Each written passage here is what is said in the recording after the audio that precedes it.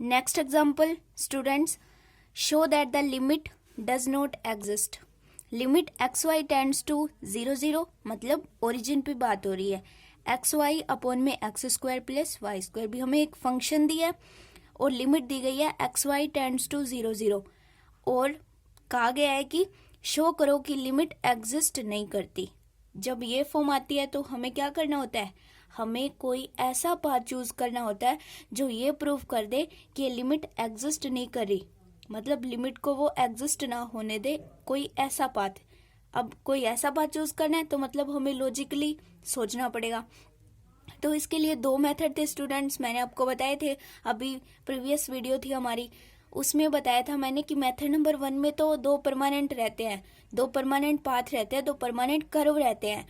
उसमें क्या होता है, along x axis along y axis. तो along x axis along y axis अगर दोनों से लिमिट इक्वल आ जाती है, अगर नहीं आती तो ये बात हम प्रूव कर देते हैं कि लिमिट डज नॉट एग्जिस्ट, क्योंकि दोनों बात की लिमिट एग्जिस्ट नहीं करेगी तो हम ये बोल देंगे कि लिमिट डज नॉट एग्जिस्ट।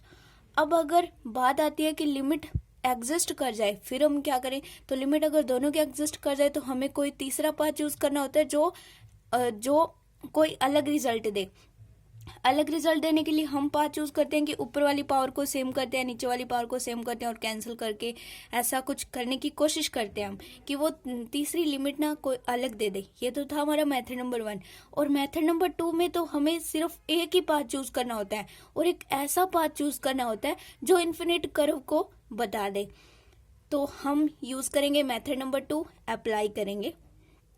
तो उसमें भी यही होता है सिमिलर, उसमें भी जो थर्ड पॉइंट था उसमें हम क्या करते थे, ऊपर वाली पावर को सेम नीचे वाली पावर को सेम। तो मेथड नंबर 2 भी हमारा यही रहता है कि हम ऊपर पावर सेम करते हैं, नीचे पावर सेम करते हैं। तो हम एक ऐसा पाथ चूज करेंगे जो एक तो इस पॉइंट से पास आउट होता हो, क्योंकि ये कंडीशन थी जब मैंने 2 वेरिएबल फंक्शन आपको पढ़ाया था तो उसमें एक कंडीशन थी कि हर पाथ जो इस पॉइंट तक आने के लिए बना है वो इस पॉइंट से पास आउट होना चाहिए, कोई पर्टिकुलर पॉइंट। अब यहाँ हमें पर्टिकुलर पॉइंट ओरिजिन मिला है तो इस ओरिजिन से हमें वो कोई ऐसा पाथ चूज करना है जो इस ओरिजिन से पास आउट होता हो।